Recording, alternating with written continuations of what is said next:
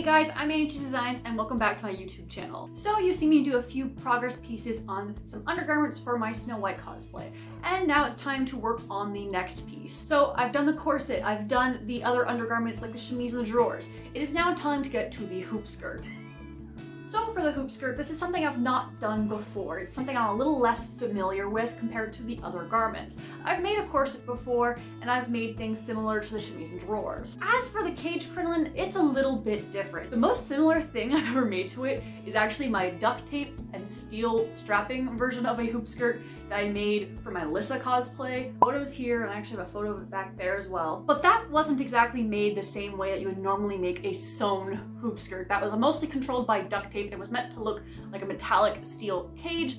This one's actually gonna be made with sewing techniques. So upon doing my research on how I would make such a garment, I decided to look at where I got the patterns for the chemise drawers and the corset, and also because I wanted to have the proper silhouette. Because as much as Snow White is not a historically accurate costume, it is historically inspired, so using a pre-made pattern to get that silhouette just right, especially when I have all the other undergarments, is kind of the vibe I'm going for. So for my friends' recommendations and ideas, I decided to go with Truly Victorian's 1865 walking hoop skirt. So it's a cage crinoline. This is pattern TV142. Not only was this one recommended to me by friends, but when I was doing some research on it, I actually asked around a few of the people who I know have used this pattern before, including Casey Renee Cosplay, who actually has a full tutorial on how to do this hoop skirt over on her YouTube channel. Now, I will say, the instruction booklets for all of Truly Victorian's patterns are very, very thorough and very, very helpful. But I do sometimes have a hard time with reading and then putting that into sewing. That is something I sometimes struggle with. And as this is a type of garment I haven't made before, unlike the corset or the chemise and drawers, I was having a hard time reading this. The charts helped, images helped, but they could only do so much. So being able to look at Casey Renee's visual video of her working on this costume was super, super helpful. I'm a visual learner, and even in school, we would be taught by watching someone do the sewing piece and then going to do it ourselves. So Casey Renee's video was very, very handy to give me a visual of what the instructions actually meant. If you're also a visual learner and interested in making a similar hoop skirt, I would highly, highly recommend checking out her video. Now, as for what I'm making this hoop skirt out of, I do mention some of the items in my video about planning my Snow White cosplay, but I am using periwinkle blue colored things, and I have some broadcloth, same type of thing I use for the chemise and drawers, for the bottom bag of the hoop skirt, as well as twill tape for the vertical support, and I used a very similarly colored thick bias tape for the hoop casings. So it would all be blue and also match the corset from before. And the cincher part of the hoop skirt, this part right here, is made using that same twill from before that I did use on the corset, and involves a lot of the same techniques and such. As for the boning in both the little cincher part and the hoops, all that is from farthingales. I absolutely love farthingales. They're reasonably local to me. They're in the same province as me in Canada, and their stuff is really reasonably priced. Enough talking, let's actually get into the making of this hoop skirt. It's a really fun one, you guys. I think you'll enjoy it, so let's get to that. First things first, before I do anything, I have to cut pieces out. The only pieces that actually come on this pattern, besides the markers for the twill tape, which you'll see a bit later, are the bag and the cincher, which you can see cutting here. I'm very impressed with how similar I got these two fabrics, because believe it or not, they're different fabrics. The hoop bag was cut out of a poly cotton blend, which is quite cheap and really easy to get, so that's why I used it, because it's, you know, cheap's nice. I like not spending too much money on things. And then this is actually made of that same twill that I used on the corset that I mentioned before. And their color almost perfectly matched, which was amazing. So pretty happy with that. It's hard to believe even from here that they're not the same color. The first thing to do on the cutout hoop bag pieces, there were 3, was to actually mark out where the lines go, which will later be the boning casing.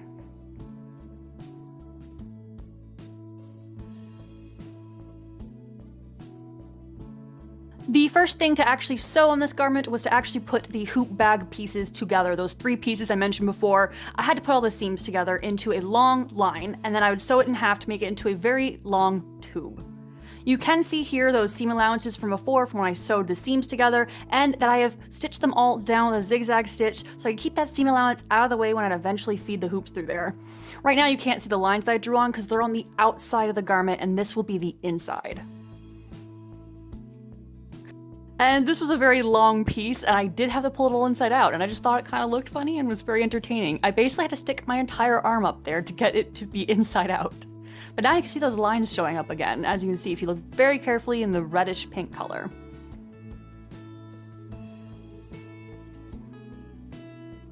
And of course, it was time to put the tube into a tube and sew that final seam together.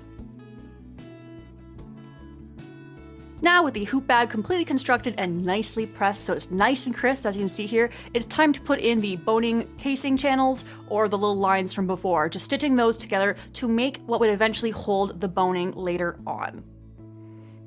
It's a little hard to see, but those pink lines are there. I'm using them as a guide to sew as straight as possible. There will be 3 total bones or hoops in the hoop bag.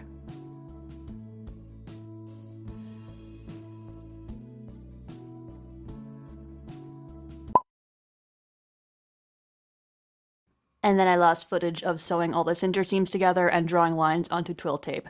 Please forgive me. The other thing missing from my footage was actually attaching the twill tape into that seam on the bag, but now it's actually time to attach it also to the cincher as well. This was a bit of a weird process because I had to kind of make sure everything was balanced properly and not twisted the wrong way on the twill tape, but I got it eventually. And then stitching it all around. The construction of this was very different from the corset, where you'd stitch the lining and the outside together at the same time. This was in the pillowcase method, where you sew it like a lining. You sew the 2 pieces separately, and then you sew it all together all around, making sure to get that twill tape into the seam allowance so it can basically hold up the weight of the entire skirt later on.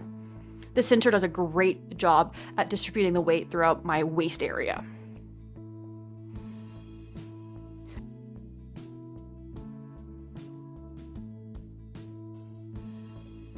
And then the satisfying job of pressing it all down to get it nice and flat and crisp. But you can see how those pieces of twill tape are now sticking out of the bottom there and will hold up very nicely when the cincher is finished and eventually this whole thing has hoops on it.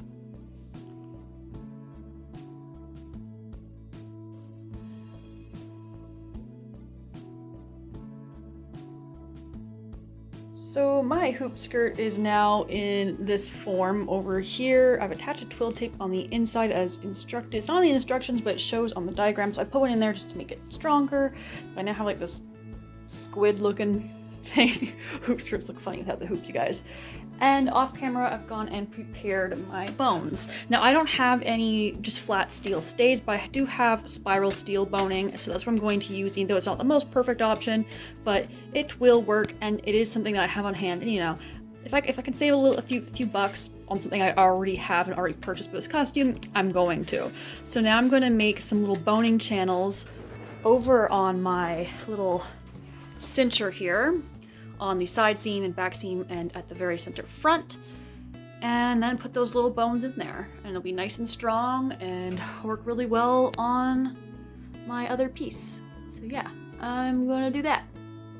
And then it was time to make the boning channels, which are simply basically top stitched in. So you just top stitch the 2 layers together, similarly to how I did the boning channels for the hoop bag. This is also very similar to the way it's done on the corset from my other video where I focus on making the corset. The difference here is, though, first off, much shorter, but not every seam is boned here like on the corset. And of course, it's also a cincher, so it is a different garment, but not every area, not every seam is boned here. Not everyone has structure in it. I think it's every second one. Otherwise, there have been a lot more little pieces of boning that I showed you before. So yeah, that was really interesting, and honestly, it doesn't really change too much. It just helps structurize those areas that do actually have the twill tape attached. And then I just slip the pieces of boning in there. This really helps to make this piece very, very comfortable, but also stronger. So that's really nice considering I don't know exactly how heavy this costume will be yet.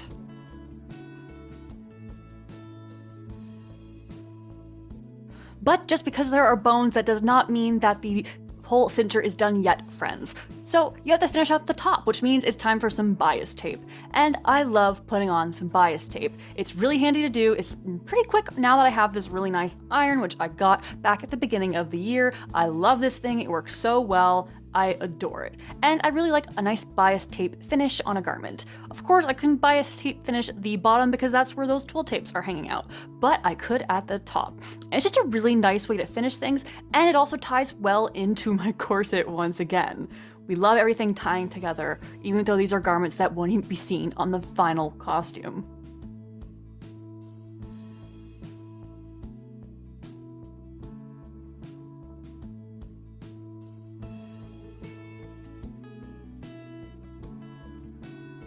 Now, there are two ways you could finish this area off. I prefer to do it by hand. The other way would be to top stitch it on the machine, but doing it by hand gives you such control, and it's really nice around those finicky parts where the bones are, because you know, if you do hit a bone with your sewing machine needle, you could completely snap it in half if you're not careful, even the spiral steel boning. And it's just relaxing to do it by hand. I quite enjoy doing this. I've mentioned in several of my other videos, I love to do a nice hand-done slip stitch on things, whether it's a bias binding, a bias facing, or just anything that might require a satin or a slip stitch. It just ends up looking nice and just really, really relaxing to do.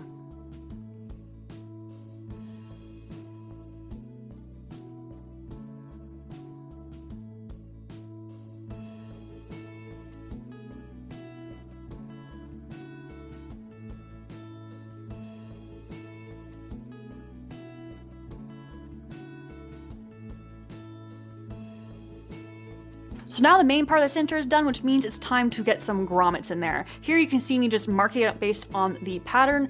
And of course, this time I'm not going to show you how I ended up putting the grommets in, because if you saw my corset video, you know that was quite the process. So we're just skipping that for now and going right to the part where they're already installed, and I thread cover them once again. I really like thread covering things, especially grommets like this. It gives it a more, I don't know, a cleaner vibe, a more historical vibe, I guess. I don't know if it's a historically accurate thing to do. This is a historically silhouette though, but I don't know if it's more historical, but it looks good. It keeps them nice and strong, which I need for a project like this. I want this to be a strong hoop skirt. And just time to put it all together and lace it all up. I am using a very similar cording to what I used on the corset, but this one is a bit thinner. I don't know why I used a thinner one, but I did, and it works just fine. It's a little easier to get into the thread-covered holes because it does make them a tiny bit smaller. You can see just how satisfying those thread-covered little grommets look. Or are they called eyelets?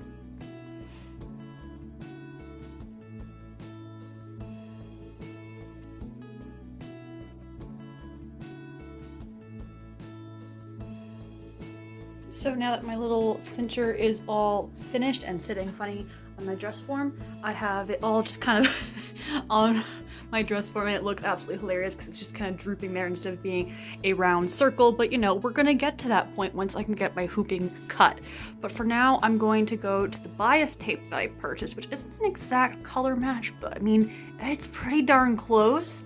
And I'm gonna work on the different lengths here and figuring that all out and getting a nice, all the hooping channels done and finished. So then, using the chart provided in the patterns, I then cut all my lengths of bias tape, which I was using as the channeling for the boning that would go in the hoops later. And then it was time to sew a lot of straight lines of bias tape. It doesn't look like a lot here in this video, but that's because I've cut it down because it wouldn't be very exciting. But there was a lot. A lot. Equivalent and actually a little bit shorter than the amount of hoops. But there were several inches, hundreds of inches, of bias tape to sew.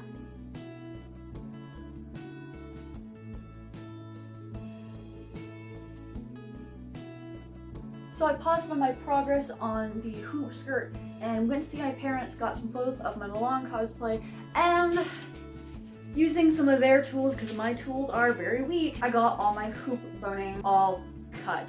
Mom and I used the charts, and together we controlled the darn stuff because it will spring out at your face if you're not too careful. So you have to be very careful, and it's sharp. So this could potentially be very harmful, but the two of us were very careful, and together we were able to cut all the pieces and use these connectors and put them all together so I'd be able to transport them back here. So that means now I'm in a position where I'm actually able to start filling up the boning channels. So I'm going to start with the bottommost ones here that go in the bag. So that's hoops 7, 8, and 9. So these are really big ones. And then I'm going to start to mark these pieces here that I've labeled with where they connect to their vertical supports, and then put the hoops in and then start pinning it on. And I'm actually really close to completing this now. This is pretty exciting, and I can start to visualize the actual hoop skirt now. So I unlatched the end of the fascinators and started to put the edges in there. I was very thankful for the fact that I had zigzag stitched down everything on the seam allowance on the bag beforehand, because it made this process a lot easier. But you can see that this is, well, quite a process to do, especially it's a lot easier that it's hanging up like this, but I had to do a lot of maneuvering and a lot of just pushing this boning through. And then I had King to contend with. Did I mention that it likes to spring out at your face sometimes? Yes, this stuff is wibbly wobbly and moves around a lot. And my little fluffy son decided, yes, I want to start playing with that. And the edges are kind of blunt cut. And that's okay because I have those fascinators from farthingales at the end. But they didn't have the fascinator on them because I was using that like a bodkin to get it through. And King kept playing with it because he's a naughty cat. Luckily, King did not get hurt, but I had to keep my eye on him a lot. Why didn't I just remove him from the room? I don't know. I think it's just because he's adorable and I don't like doing that to him. But I was very worried that he would get hit in the face with a piece. And now the cat is staring across from me in the room as I speak, judging me. But as you can see, the skirt's starting to actually take shape, and now it's time to actually mark all those bias channels that I made before so that I can actually start getting the boning in there and then starting to actually attach this together. I used the charts provided in the patterns, marked everything according to how it said in the charts. I can't really explain it more than that because, you know, charts. But I went to the measurements, I marked everything, and then it was time to put the bones into these channels. Finally, they weren't just long spaghetti noodle pieces of bias tape. And just like before, it was time to feed them through the bias channels. This time a little easier, I was able to just sit down, but I still had the issue of King trying to play with the ends, and I still have the issue of him staring me down as I say this right now. But it was a little easier to do because I didn't have to maneuver around a mannequin. I didn't have to maneuver around a shape that's already there. It's just a tube and a thing that goes through the tube. And then at the very end, I fasten it together with those lovely farthingales fasteners.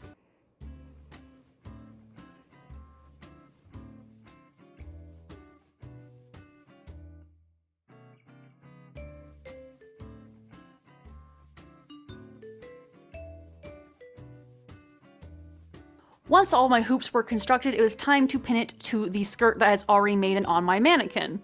So the footage that I lost before showed me marking areas on the twill tape, little lines, and those were to go alongside the lines that I marked onto the bias tape for my hoops. Those were so that everything would be evenly spread apart and get the proper shape that the pattern was instructing. This again was done by using the charts provided. So at this point, I'm just pinning everything according to the instructions. I did have to use Casey Renee's tutorial in order to actually figure this out because as a visual learner, the instructions were really hard to wrap my head around at this point. This was the biggest point that confused me, and her video really helped me cement what was actually supposed to be happening. So everything was pinned into place, and then it was hand sewn into place once I realized it was in the right place. At this point, you're able to see what the finished product is going to look like, which is really, really exciting. The hand sewing took a lot of time, a lot longer than the pinning, of course, because I'm actually sewing it. I tried to use small stitches and strong stitches to make sure this thing is not going anywhere, especially because I know it's probably got to handle quite a lot of weight. I'm also talking to friends on Discord in some of these shots. I quite enjoyed spending some of my evenings after work hand sewing little pieces of vertical supports and horizontals, hoops to each other while just talking to some friends and having a nice time. It was really relaxing, and it was kind of just really nice to work on it like that. And again, at this point, like, I could really see the light at the end of the tunnel of this project and like really get the idea of what it's looking like. As mentioned before, I actually enjoy hand sewing quite a lot. And I didn't mind this either, even though it was a little tricky to get around all the cage elements of it sometimes. Really had to get my wrist in there in awkward angles sometimes. Now, the final step is something that not everyone who makes this skirt will always have, but I did, and that was cleaning off all the chalk marks. Because I used chalk to mark everything, a pinkish reddish chalk. So I wanted to make sure I removed it as best as possible, so I just kind of scrubbed it off using a ShamWow and water. I didn't use soap or anything, I didn't want to damage anything, but I just carefully just rubbed off all the red marks. Those were on the twill tape, on the bag, and on the bias tape that's on the hoops. So again, not a step everyone who makes this skirt will have, but if you use chalk or something removable, it's a good time to remove it, because at this point the project's practically finished.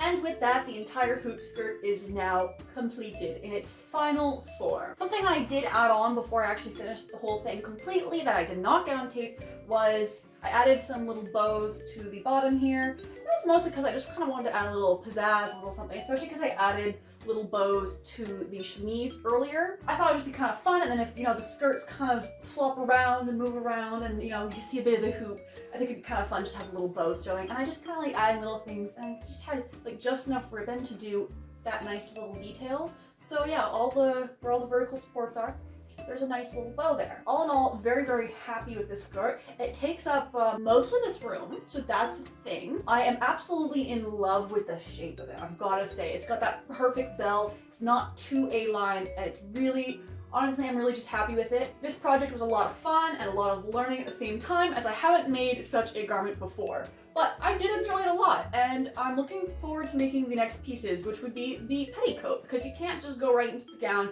You need something so you don't see these hoops on the finished costume. I'll place in some shots right here, how the finished hoops look, and I hope you enjoy the little look at it. Of course, there's not as much detail, and it just ends up looking like a cake, but I'm very happy with it, and I hope you guys enjoyed this little adventure following along, watching me make this hoop skirt. If you've liked this video, be sure to like, subscribe, and all that good stuff, and also check out my Instagram account where I post updates on what I'm working on at any given time. Work in progress as it's happening gets posted to my highlights, and you can go check that out. I have an entire highlight for what's already made here, as well as what is currently in progress for Snow White over there as well. So if you want to see all the progress I have made on the costume, you can go check it out there. So I guess that means I'll see you guys in the next video. I have no idea when the petticoat video will be out. I have a few things planned maybe in between. I don't know yet. Kind of like with the hoop skirt, the petticoat is not currently in progress. So who knows when that petticoat video will be out. Subscribe and stick around if you want to see the progress on that. Thank you guys for watching. See you later.